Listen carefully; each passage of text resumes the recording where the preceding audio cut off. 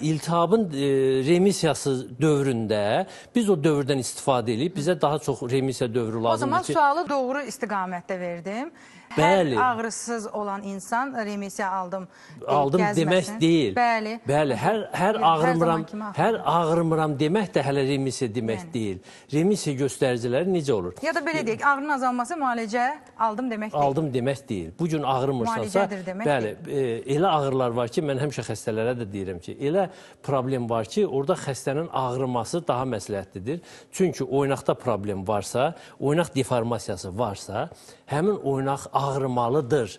Əgər ağrımırsa, burada ya həmin insanda psixoloji problem baş verir, ya da o qədər güclü ağrı kəsicilərdən istifadə edir ki, problemi hiss eləmir.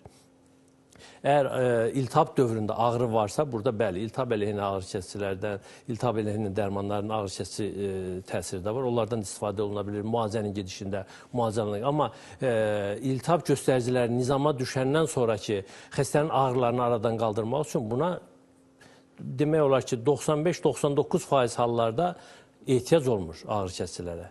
1-4-5% hallarda ola bilir burada yanaşır. Çünki ağrının səbəbi minlərlədir. Elə təhsil oynaq deformasiyasında baş vermir. Amma deformasiya səbəbindən ağrı varsa, bizə daha uzun müddətli remissiya dövrü lazım olur ki, iltihabı prosesinin remissiyası dövründə artıq biz oynaqda zədələnmənin müalicəsinə başlayırıq. Zədələnmiş oynağın geri dönüşü, yəni oynağın deformasiyasının qarşısının alınması. Zədələnmə necə baş verir? Zədələnmə nəticəsində oynağın həm ətraf toxumaları, əzələ birləşdirici toxuması, sinovial qişa da zədələnir, qalınlaşır, sinovial mayının oynağa axması zəifləyir və uzun müddətli iltihab nəticəsində oynağın qığırdağında kələkötürlük, biraz belə loru dildə ifadə edeyim ki, sürüşkənlik pozulur, hamarlılıq pozulur.